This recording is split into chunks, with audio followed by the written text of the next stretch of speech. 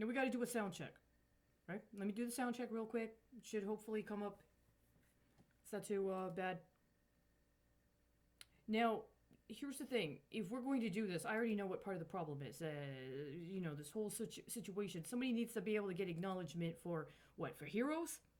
How about superheroes? How about Marvel's Agents of S.H.I.E.L.D.? Does anybody remember this? Now, it's not so ironic. S.H.I.E.L.D. is actually a federal program. It has more than one implication.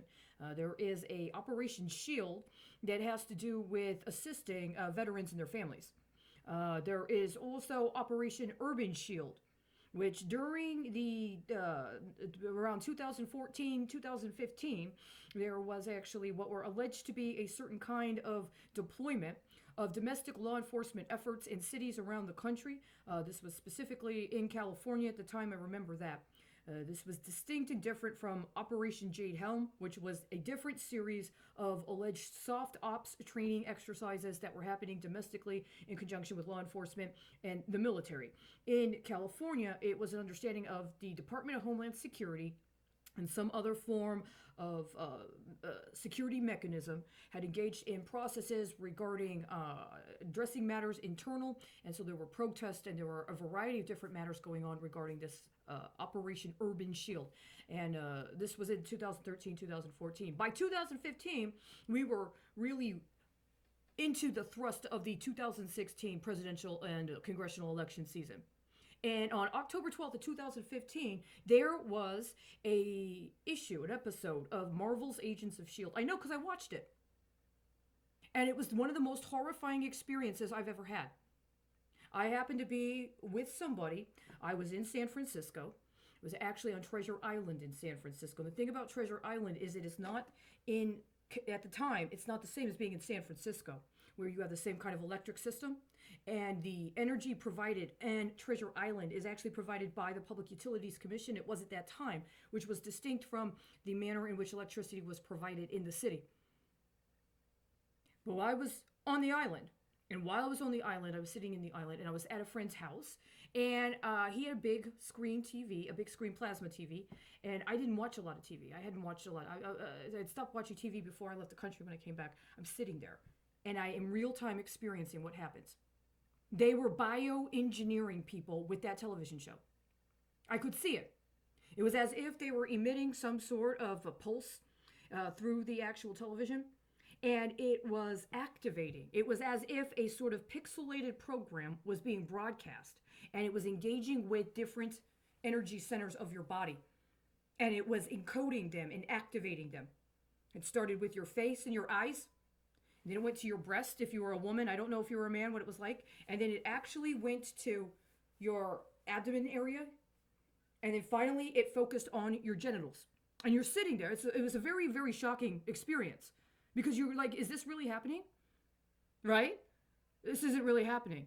Is this really happening? I can't believe this is happening. And yet, you're supposed to be excited. You're watching this show. There's drama. There's suspense. There's danger. And you're resonating. But you're being programmed with biophysical activations of simulations of emotion that also correlate with specific areas of the body. I literally saw them project through the television screen at me physically in what was a compressed wave that ended up decompressing as it entered my immediate space, and then it started stimulating the different parts of my body. And I felt it. And I ended up stepping outside after that. I stepped outside, and when I stepped outside, I was shocked. Nothing like this had ever happened. And it made me wonder, well, have things like this been happening since I left? Because I had been gone for several months. I had been outside of the country, and things were very different when I came back.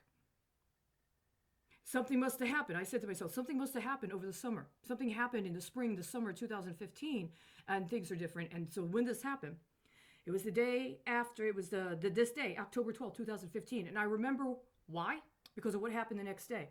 What happened on October 13th of 2015? On October 13th of 2015, there was a debate for the Democratic Party in Las Vegas.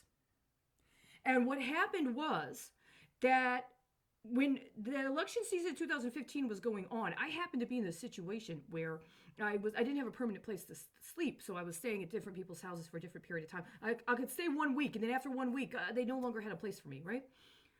But every debate that happened in the autumn of 2015, from September until I left in December, there were at least 2, if not 3. I was outside speaking to one person while the debate was happening. And I did not know before the debate that somebody was asking me very, very specific questions about political priorities. And I was talking to them, kind of like I'm talking next. So there's actually another person I'm having a conversation with, and they're very, very interested in what I have to say. And at least they told me that they were very interested in what I had to say. They liked what I had to say. And this was happening. It was like an hour-long stream, maybe an hour and a half, maybe 2 hours. And then I would find out the next day that there had been a Republican debate the day before. And I was like, wow. And after the second time that happened, you're like, whoa, this is not a coincidence. After the third time it happens, I mean, there's a reason, right? The Democratic debate was different.